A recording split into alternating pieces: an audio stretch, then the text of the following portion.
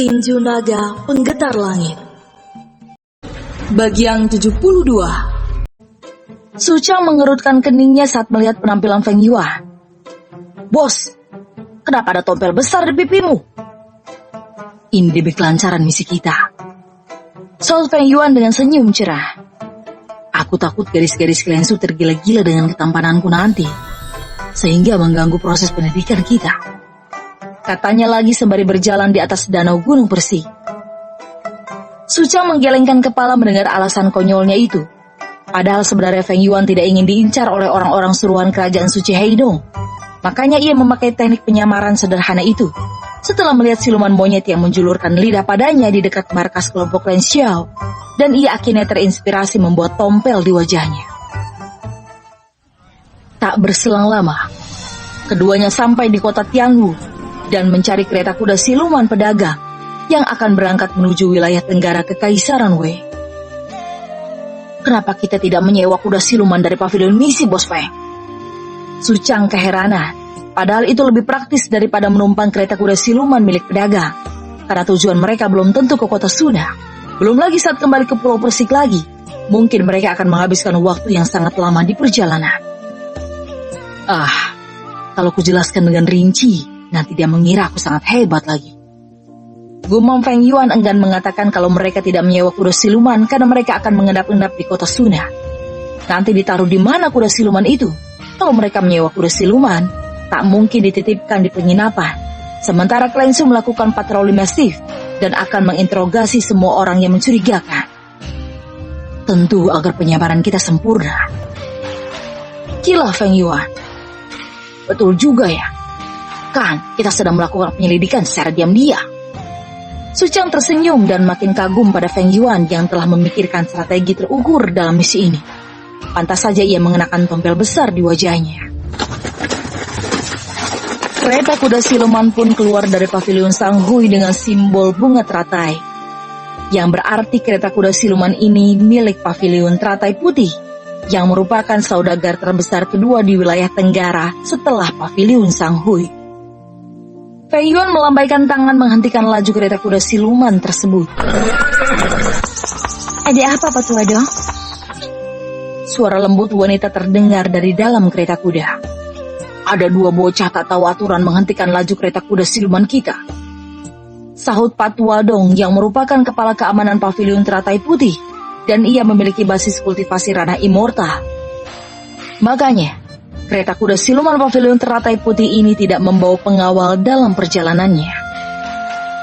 "Apakah aku akan memberikan mereka pelajaran, Nona Li?" Pak Tua Dong menatap tajam pada Feng Yuan dan Su Chang yang langsung ketakutan, karena tak menyangka kusir kereta kuda siluman ini adalah ranah immortal. Tentu yang ia kawal pasti petinggi pavilion Teratai Putih.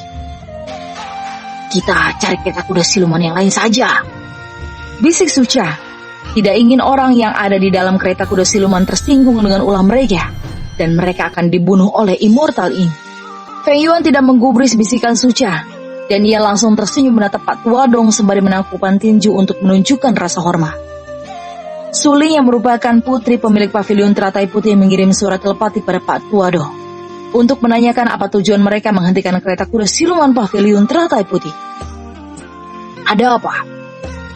Pak Tua Dong bertanya dengan arogan, karena penampilan Feng Yuan dan Su Chang sangat sederhana, sehingga ia menyimpulkan keduanya bukanlah tuan muda klan besar ataupun murid akademi kekaisaran, karena tak ada simbol atau jubah akademi kekaisaran di pakaian yang mereka kenakan. Feng Yuan tetap bersikap tenang, berbeda dengan Su Chang yang hampir kencing di celana saking takutnya, sehingga Pak Tua Dong sedikit kagum pada kepribadian Feng Yuan yang tidak terintimidasi oleh auranya. Junior ini ingin menuju wilayah Tenggara dan kebetulan melihat kereta kuda siluman pavilion Teratai Putih, sehingga... Belum selesai Feng Yuan berbicara, Pak Tua Dong menyela. "Pavilion Teratai Putih tidak bisa memberikan tumpangan pada kalian. Nyalah!" Dia langsung mengusir mereka, sehingga Feng Yuan mengerutkan keningnya karena tak menyangka Pak Tua ini memiliki temperamen tinggi. "Tuan salah paham," soal Feng Yuan dengan senyum masa. "Kami sebenarnya bersedia membayar harga yang ditawarkan oleh pavilion Teratai Putih untuk menumpang duduk di sebelah Tuan, bukan di bagian dalam. karena itu pasti tempat untuk petinggi pavilion teratai putih. Dan tentu kami tidak layak duduk bersama beliau. Feng Yuan mencoba meyakinkan Pak Tuadong. Cih, baiklah. Tapi kalian tak boleh berisik kecuali aku yang memulai pembicaraan. Saud Pak Tuadong setelah mendapatkan suara telepati dari Suli. Ia mengatakan membiarkan keduanya untuk menumpang duduk di sebelahnya. Feng Yuan langsung duduk di sebelah Pak Tuadong. Sedangkan Su Chang kebingungan di mana ia akan duduk. Senior Su duduk di atap saja. Feng Yuan tertawa pelan sembari menutup mulutnya, karena Pak Tuadong telah melarang mereka untuk tidak berisik. Pak Tuadong menggelengkan kepala mendengar ucapan Feng Yuan, tetapi ia tidak melarang Su Chang yang langsung melompat ke atap kereta kuda siluman. Teganya kamu, Bos Feng. Gerutu Su Chang langsung duduk bersila di atas atap kereta kuda siluman sembari menutup matanya, dan ia pun langsung berkultivasi karena malu diperhatikan oleh para penduduk kota Tiangwu yang tersenyum menatapnya. Suling merasa pernah mendengar nama keluarga Su yang diucapkan oleh pemuda dengan tompel besar di wajahnya itu. Mungkinkah mereka berasal dari klan Su dari kota Suna? Gumam Suling dan mencoba mengingat-ingat informasi mengenai klan kecil itu, karena klan Su termasuk pelanggan tetap di pavilion teratai putih. Namun, akhir-akhir ini mereka berhenti melakukan transaksi karena klan Su sedang mengalami malapetaka dan pavilion teratai putih sempat ikut membantu mereka mengatasi masalah itu.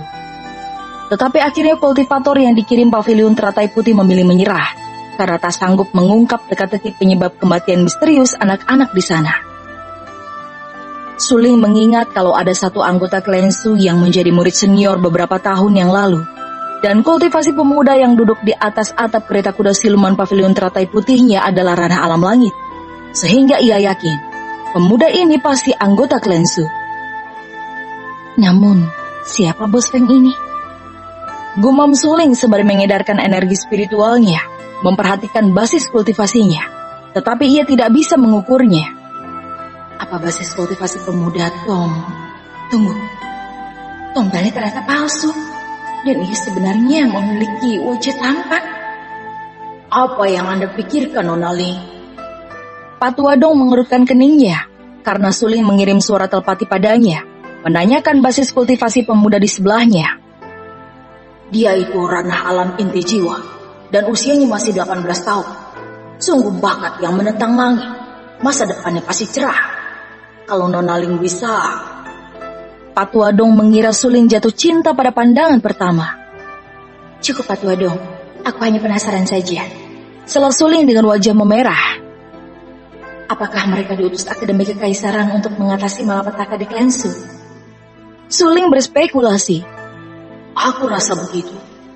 Sahut Pak Tuadong, yang awalnya tidak mengetahui basis kultivasi pemuda di sebelahnya itu. Kalau ia tidak mengedarkan energi spiritualnya untuk mengukurnya. Makanya ia menyangka mereka hanyalah penduduk biasa sebelumnya. Apakah kita perlu menjalin hubungan dengannya? Karena di masa depan ia pasti akan bersinar terang. Tidak perlu. Sahut Suli.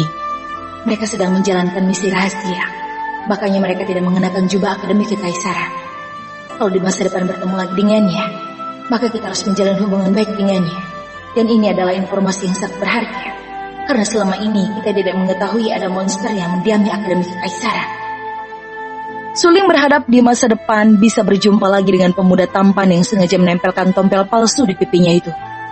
Namun untuk menjalin hubungan yang lebih jauh, ia sadar itu tak akan mungkin walaupun ia sangat cantik.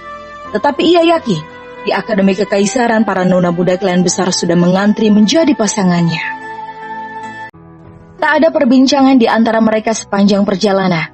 Karena Su Chang memilih berkultivasi, sedangkan Suling tidak berani menyapa mereka lebih dulu. Adapun Pak Tuadong tatapannya lebih fokus ke depan, dan ia juga tipe orang yang hemat berbicara. Sedangkan Feng Yuan, sepertinya ia mengikuti jejak Su Chang. Matahari telah tegak lurus di atas mereka, sehingga Suling memerintahkan pada Pak Tuadong untuk berhenti apabila menemukan restoran. Pelayan restoran wanita langsung menyambut kedatangan keduanya dan berkata, "Selamat datang Tuan Muda di restoran hampir kenyang. Kami memiliki 2 jenis pelayanan yang terdiri dari menu spesial dan menu biasa." Kami pilih menu spesial. Feng Yuan memotong penjelasan pelayan wanita itu karena ia sudah tak sabar untuk segera makan siang. Pelayan wanita itu mengerutkan keningnya karena ia takut kedua pemuda berpakaian sederhana ini tidak dapat membayar tagihan makan di menu spesial nanti. Mengingat harga setiap sajian adalah 1 keping emas yang setara dengan upah minimum regional di sini. Apa? Gumam Su Chang terkejut mendengar ucapan Feng Yuan. Bos! Dia ingin menjelaskan kalau harga di menu biasa saja sudah hampir mencekik kantong penyimpanannya. Apalagi kalau memilih menu spesial. Feng Yuan langsung melangkah menuju lantai 2 restoran hampir kenyang.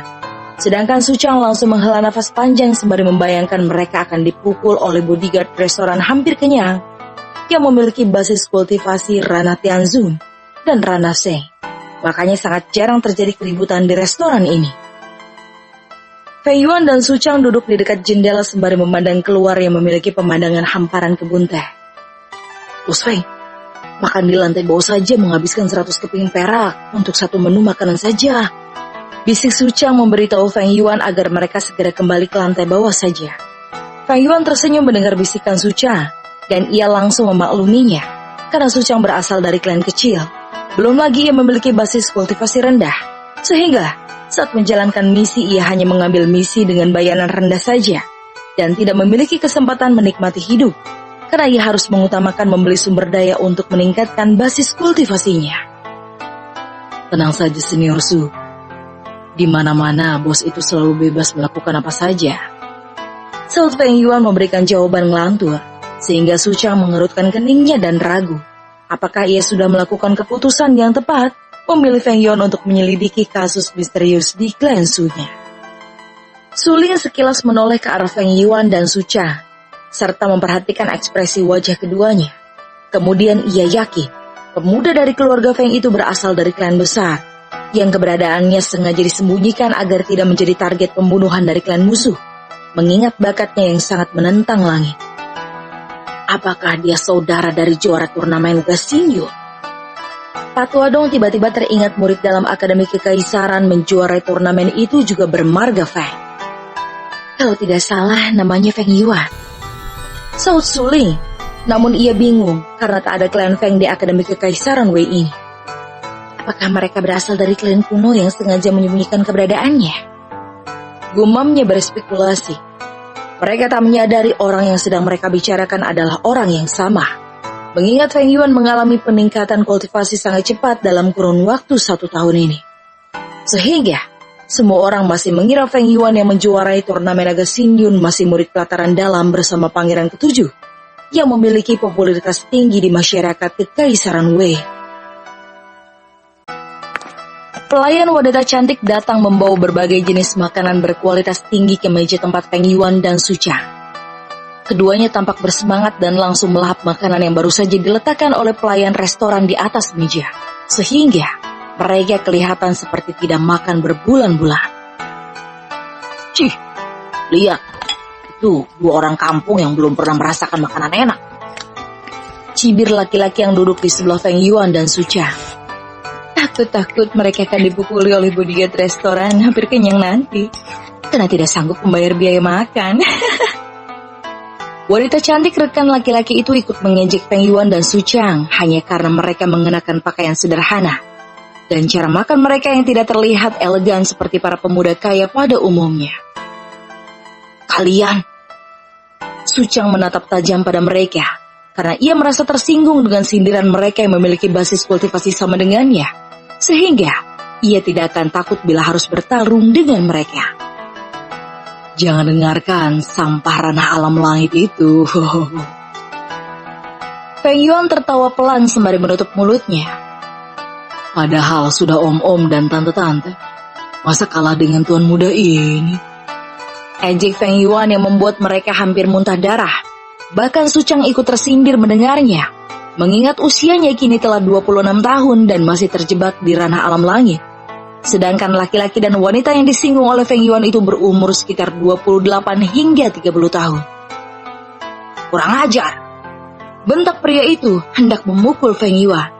Tetapi seorang pemuda yang diam saja sejak tadi langsung mengangkat tangannya, sehingga pria itu langsung duduk kembali. Tuan muda, Dia menghina kami. Dia berusaha meminta keadilan agar tuan mudanya itu membiarkan dirinya menghukum Feng Yuan. Ingat, kita berada di restoran hampir kenyang dan tidak boleh ada perkelahian di sini. Kalian boleh menghukumnya begitu dia meninggalkan restoran ini. Tuan muda pria itu memberikan jawaban, sehingga pria itu langsung mengangguk pelan. Suling menatap Pak Tua Dong dan berkata, apa basis kultivasi tuan muda dari keluarga Ji itu? Dia penasaran karena tidak bisa mengukur basis kultivasinya. Dia berada di ranah Tianzhu. Sahut Pak Tua Dong sembari menghela nafas dalam-dalam, karena tidak menyangka dua murid akademi kekaisaran itu berani menyinggung orang-orang Tenji yang merupakan penguasa wilayah ini. Apakah aku perlu bicara dengan tuan muda Ji itu untuk tidak melukai mereka? Pak Tua Dong berpikir ini adalah kesempatan membuat Feng Yuan berhutang budi pada pavilion teratai putih. Jangan Pak Tua Dong. Sela Suling dengan seulas senyum di sudut bibir merahnya. Justru kita akan menjadi pahlawan saat mereka digebukin oleh Tuan Muda Ji. Dan aku yakin, dengan status pavilion teratai putih, Tuan Muda Ji pasti mau memaafkan mereka. Karena kita memiliki kontrak kerjasama dengan Klan Ji. Pak Tua Dong mengangguk pelan dan setuju dengan strategi yang diusulkan oleh Suling. Suchang langsung berkeringat dingin setelah mengetahui pria dan wanita yang mencibir mereka itu adalah rekan dari Ranat Tianzun yang diam sejak tadi. Sehingga ia tidak selera makan lagi, sedangkan Feng Yuan tetap menghabiskan seluruh makanan yang ada di meja karena ia tidak ingin menyia-nyiakan mengingat harganya yang sangat mahal. Feng Yuan tiba-tiba bersendawa dan menghelus-helus perutnya. Sungguh nikmat sekali. Walaupun lebih nikmat telur rebus buatan istriku sih. Feng Yuan berkata dengan santai, walaupun ada pelayan wanita yang sedang menyajikan makanan di meja lain yang langsung cemberut mendengar ucapannya. Pak Tua Dong tersenyum masam menatap Suling yang tampak terkejut mendengar ucapan Feng Yuan, karena ia juga tak menyangka murid berbakat tinggi sepertinya malah menikah muda. Padahal sangat umum bagi para kultivator tidak akan menikah sampai kultivasi mereka mengalami kebuntuan atau setelah lulus dari akademi kekaisaran. Suling menghela nafas panjang. Tampaknya ia sangat kecewa. Apalagi sebelumnya ia sempat digoda oleh Feng Yuan, sehingga ia merasa ada kesempatan menjadi kekasih pemuda dari keluarga Feng tersebut. Pelayan, suruh Feng Yuan mengangkat tangan. Dia ingin segera membayar tagihan makan mereka, karena ia ingin segera keluar lebih dulu dari nona muda pavilion teratai putih itu, agar ia tidak ditinggal pergi. Mengingat ia dan Suchang hanya menumpang pada kereta kuda siluman mereka. Pelayan restoran hampir kenyang, segera menghampiri Feng Yuan dan berkata, 20 keping emas tuan muda. Suchang hampir muntah darah mendengarnya, karena itu adalah jumlah yang sangat besar. Kalau Feng Yuan tidak memiliki kepingan emas sebanyak itu, maka mereka akan dihajar habis-habisan oleh bodyguard restoran hampir kenyang dan akan dipaksa bekerja di sini selama setahun tanpa digaji. Feng Yuan keheranan menatap Suchang yang tampak gelisah, dan ia segera mengeluarkan kantong penyimpanan miliknya, mengeluarkan 10 keping emas dan 50.000 keping perak, sehingga orang dari Klan Ji terkejut melihatnya, karena tidak menyangka Feng Yuan dapat membayar biaya makan mereka. Namun ia yakin itu adalah hasil tabungannya selama ini, sehingga ia berpikir Feng Yuan sangat bodoh, menghabiskan seluruh tabungan hanya untuk makan menu spesial restoran hampir kenyang saja. Bos Feng, Suchang merasa bersalah karena Feng Yuan menghabiskan tabungannya hanya untuk biaya makan di sini. Jangan difikirkan, nanti setelah pulang dari Tenggara, kita harus makan di sini lagi. Saut Feng Yuan dengan seulas senyum dan segera berjalan menuju lantai dasar restoran hampir kenyang. Sedangkan Suchang dan orang-orang yang ada di lantai 2 yakin dia hanya membual saja, kecuali Suling dan Pak Tua Dong yang yakin ucapannya itu sangat tulus. Feng Yuan berkata di dalam pikirannya, kenapa Suchang tidak mengatakan kalau harga makanan di sini sangat mahal? Kalau ia tahu dari awal harganya setara upah minimum 2 tahun, lebih baik ia makan kue tiaw di kedai sebelah saja. Ayo pergi juga Pak Tua Dong, seru Suling setelah Tuan Muda Ji dan 2 rekannya mengikuti Feng Yuan ke lantai dasar restoran hampir kenyang. Suling sudah tak sabar ingin melihat apakah pemuda dari keluarga Feng tersebut sehebat Feng Yuan, juara turnamen naga senior. Dugaan Suling ternyata benar. Karena dua bawahan Tuan Muda Ji telah mencegat Feng Yuan dan Su Cha, sehingga para pelanggan restoran berduyun-duyun menonton pertarungan antara anggota klan Ji melawan dua pemuda yang tidak jelas asal-usulnya tersebut. Su Chang mengerutkan keningnya. Ia tidak takut pada dua ranah alam langit ini, tetapi yang ia takutkan adalah Tuan Muda Ji yang memiliki basis kultivasi tinggi dan latar belakang keluarga yang sangat hebat. Feng Yuan juga tersenyum masam, karena perutnya masih kenyang dan tidak baik untuk melakukan sparring atau latih tanding untuk sementara. Kalian mau kemana? Kenapa buru-buru sekali? Jilong, bawahan Tuan Muda Ji menghunus pedang ke arah Feng Yuan, sedangkan Jisi menghunus pedang ke arah Su Cha. Kami takut ketinggalan kereta. Kenapa? Apakah Anda memiliki kebencian pada Tuan Muda ini? Feng Yuan menangkap ujung pedang milik Jilong dengan dua jari tangannya, kemudian mengalirkan sedikit ki, sehingga pedang roh kelas kuning itu hancur berkeping-keping seperti butiran debu, sehingga semua orang yang melihatnya tercengang. Jilong langsung mundur beberapa langkah dan memperhatikan Feng Yuan dengan seksama. Ternyata kau ranah alam inti jiwa. Jilong mengerutkan keningnya, karena tak menyangka ia telah memprovokasi lawan yang memiliki basis kultivasi 2 tingkat lebih tinggi dari basis kultivasinya. Melihat Jilong langsung mundur, Jisi juga segera mundur ke sebelah Tuan Muda Ji-nya. Jilong, mundur ke belakangku. Seru Tuan Muda Ji akhirnya memutuskan membantu mereka, karena ia tidak ingin anggota klan Ji dipermalukan oleh ahli bela diri yang datang entah dari mana ini. Padahal awalnya ia tidak ingin terlibat dalam masalah sepele ini. Tetapi kejadian ini sudah terlanjur ditonton banyak orang, sehingga ditaruh di mana harga diri klan Ji sebagai klan besar di wilayah Tenggara ini. Kalau dua bocah ini saja mereka tidak sanggup mengatasinya. Mungkin orang-orang akan mengatakan mereka adalah macan ompong yang kehilangan taringnya. Jilong menarik nafas dalam-dalam karena telah melibatkan tuan mudanya dalam urusan sepele ini. Tetapi ia memang dari awal tidak menyadari kalau basis kultivasi pemuda tampan ini adalah ranah alam inti jiwa. Sehingga ia tertarik untuk menanyakan bagaimana bocah ini bisa menyamarkan basis kultivasinya nanti setelah Tuan Muda Ji menghajarnya. Setelah memikirkan itu, Jilong kemudian mundur ke belakang Tuan Muda Ji yang langsung tersenyum tipis menatap Feng Yuan. Berlututlah dan hancurkan basis kultivasimu. Maka Tuan Muda ini akan mempertimbangkan keselamatanmu. Itu pun bila kamu berhasil menahan satu pukulanku yang tidak mengandung energi spiritual. Tuan Muda Ji berkata sembari melepas aura ranah Tianzun miliknya. Su Chang langsung merasa tertekan. Begitu juga dengan para pengunjung restoran hampir kenyang yang langsung menjauh dari sana. Sedangkan Su Ling langsung dilindungi oleh Pat Wadong dengan memblokir aura yang dilepaskan oleh Tuan Muda Ji itu. Sudut bibir Su Ling menunjukkan senyum cerah, karena ia akan membuat Tuan Muda Feng ini berhutang budi pada pavilion teratai putih, dan mungkin mereka bisa membantu kerjasama dengan klan Feng di kemudian hari. Itu adalah bisnis yang sangat menjanjikan, walaupun ia tidak bisa menjadi kekasih pemuda tampan itu. Dalam keadaan panik dan tertekan, Su Chang berkata, "Kami adalah murid A." Namun Feng Yuan langsung melambaikan tangannya, sehingga Su Chang keheranan melihat tindakannya. Karena bila Tuan Muda Ji mengetahui mereka murid Akademi Kekaisaran, maka ia mungkin akan melepaskan mereka. Karena ia juga adalah alumni Akademi Kekaisaran, dan ia pasti menjunjung tinggi rasa solidaritas sebagai sesama murid yang pernah menuntut ilmu di tempat yang sama. Dengan santai Feng Yuan berjalan ke arah Tuan Muda Ji yang langsung terkejut melihatnya. Bagaimana mungkin ranah alam inti jiwa berhasil menahan aura ranah Tianzun miliknya? Sedangkan untuk niat membunuh, ia belum memilikinya. Karena ia belum pernah membunuh manusia selama hidupnya, kecuali siluman. Feng Yuan tersenyum dan menepuk pundak Tuan Muda Ji yang langsung merasakan sensasi pundaknya diremuk oleh cakar naga. "Ah, senior, maafkan kami tidak mengetahui Anda adalah Tuan Muda Ji," kata Feng Yuan, seolah-olah ia teman lama Tuan Muda Ji saja. "Bisakah kita melupakan kejadian ini?"